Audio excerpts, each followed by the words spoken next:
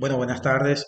Mi nombre es Ángelo David Manzano Flores. Soy estudiante de la Universidad Bicentenaria del Estado de Aragua, de la Facultad de Ciencias Jurídicas y Políticas, Escuela de Derecho, sede San Joaquín, Turmero, Estado de Aragua.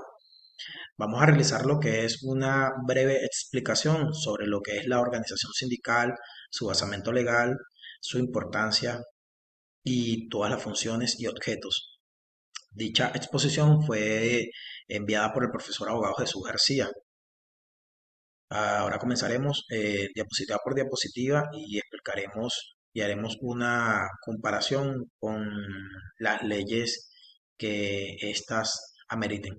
Ok, para hablar sobre lo que es las organizaciones sindicales, debemos hacer una breve introducción sobre este tema y hablaríamos lo que son los movimientos sindicales y ya tendríamos presente que frecuentemente participan en la parte política ya que realizan lo que es la conciliación entre las partes. Estas partes, ¿cuáles son las partes de las que estaríamos hablando en este caso? Sería la clase trabajadora y la clase patronal, bien sea en representación por una gerencia o directamente por los dueños de la organización.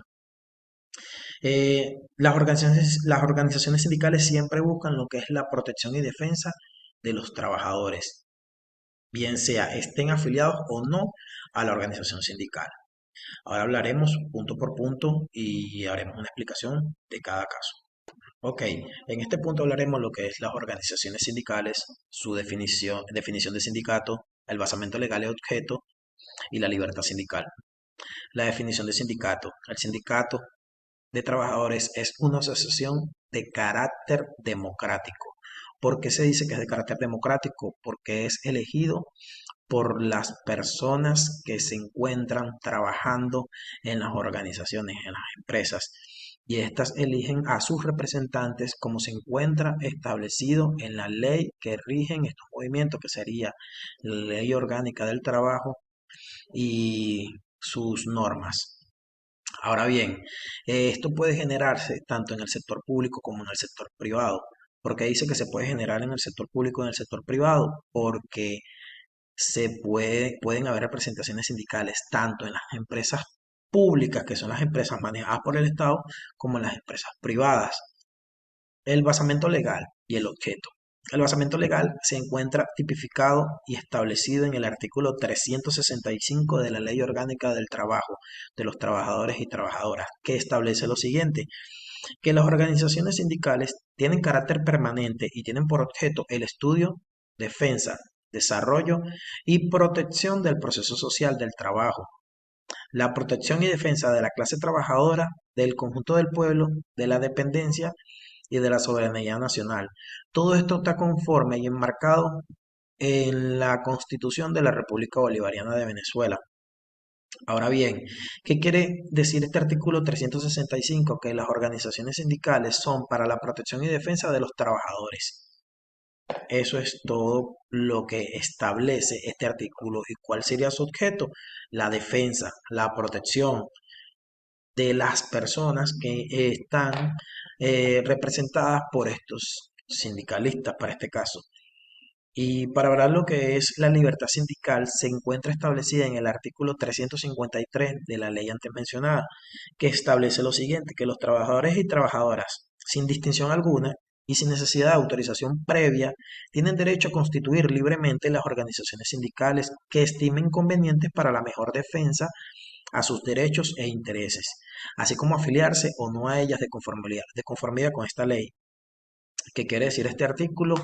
Que todas las personas tienen derecho a formar una organización sindical en la empresa en la que se encuentren laborando, sin ningún tipo de prohibición, siempre y cuando cumplan con los requisitos establecidos por la ley. Ahora bien, hay un punto muy claro sobre este artículo que dice que así como afiliarse o no a estas. ¿Por qué decimos esto? Porque hay personas que no se afilian a los movimientos sindicales, son personas ajenas, exentas, que no quieren inmiscuirse, no quieren pertenecer a dicha organización sindical. Ok, en este punto hablaremos lo que es la naturaleza jurídica de los sindicatos. Los sindicatos revisten una naturaleza compleja, pues en cuanto a asociación privada, representan y defienden el interés de todos, y cada uno de sus afiliados. Y en cuanto a una institución de carácter social, poseen una esencia cuasi pública, ya que tales organizaciones representan el interés general de un amplio sector de la población. ¿Qué quiere decir esto? Esto quiere decir que los sindicatos son organizaciones libres de el ingreso o retiro de los trabajadores y que existen estatutos que reglamentarán la coparticipación de cada uno de los integrantes de esta organización sindical. Ok, continuamos. En este punto hablaremos lo que es la formación de un sindicato. Para hablar lo que es la formación de un sindicato debemos tener en cuenta lo siguiente. Primero, confirmar que se encuentren trabajadores habilitados e ideados, tomando en cuenta el artículo anterior que hablamos, lo que era la libertad sindical.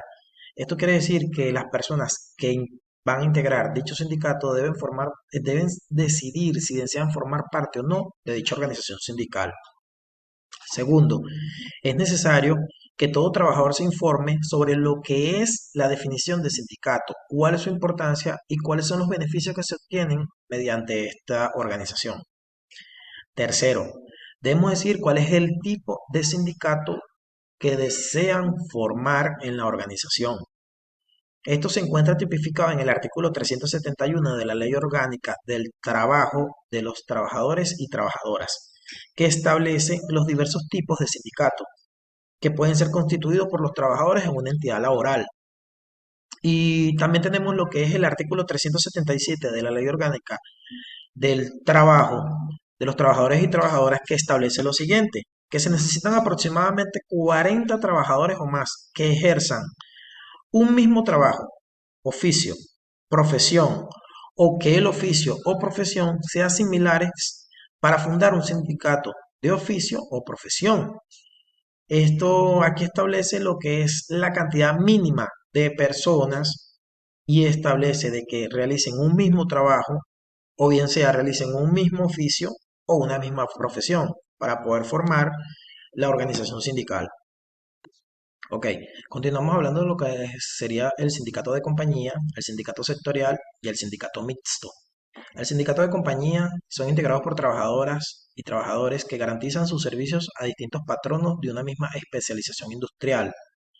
Esto establecido en el artículo 371 de la LOT, que sería, por ejemplo, el sindicato de compañías que se dedican al sector de alimentos. Estos tienen la misma especialización industrial, pero son diferentes patronos. Tenemos el sindicato sectorial. El sindicato sectorial podrán ser integrados en este sindicato aquellas trabajadoras o trabajadores de distintos patronos de una misma sección, ya sea agrícola, comercial, de producción o de servicio, incluso si desempeñan un oficio o profesión diferente. Este sindicato sectorial podríamos hablar sobre, por ejemplo, Alimentos La Caridad, que engloban lo que es la producción agrícola, el producto terminado y todo este tipo ya que son sectoriales. Y tenemos el sindicato mixto. Este se puede agrupar a diferentes trabajadoras o trabajadoras con diversas profesiones u oficios. Sería un sindicato mixto. Ahora tenemos un punto muy claro que se encuentra aquí en esta lámina, que dice que es necesario que obtengas el número de representantes que se solicitan para crear el sindicato correspondiente. ¿Qué recomiendan aquí? Aquí recomiendan contar con el mayor número de empleados para formar una buena organización y un mayor número de representantes sindicales en la organización que se vaya a formar. ¿Por qué? Porque mientras mayor sea la cantidad de trabajadores que se encuentren en la organización, mayor será la representación que va a tener este sindicato y será la mayor fuerza que obtenga. Ok, en este punto hablaremos lo que es el procedimiento para el registro del sindicato y los documentos para el registro del sindicato. Estos requisitos se encuentran establecidos en el artículo 374 de la Ley Orgánica del Trabajo de los Trabajadores y Trabajadoras, que establece cuál sería el procedimiento para el registro del sindicato. Establece que el Ministerio del Poder Popular, con competencia en materia de trabajo y seguridad social, mantendrá en funcionamiento un registro nacional de organizaciones sindicales, con sede en todos los estados del país, que tendrá carácter público, el cual será constar lo referente a las organizaciones sindicales.